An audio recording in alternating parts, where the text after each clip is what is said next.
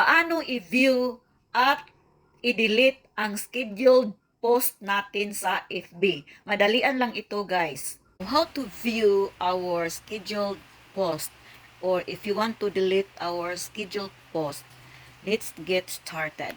Now, let's go to our home profile of our Facebook.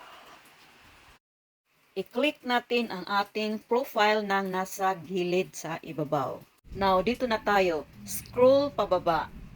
Then, click Manage Post. Pag-click mo sa Manage Post, ito ang lalabas.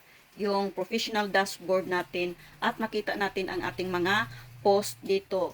Yang post kong isa ay gusto kong i-delete dahil nag-notify siya na don't share recycled content.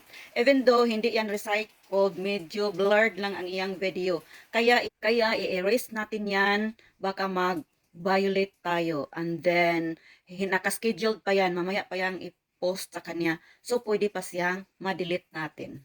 Yung 3 dots sa gilid, yon ang pindutin natin at ito ang lalabas. Click Delete. So, pag-click mo ng delete, ito na siya, nawala na ang first video. Pag nagustuhan mo, like and share.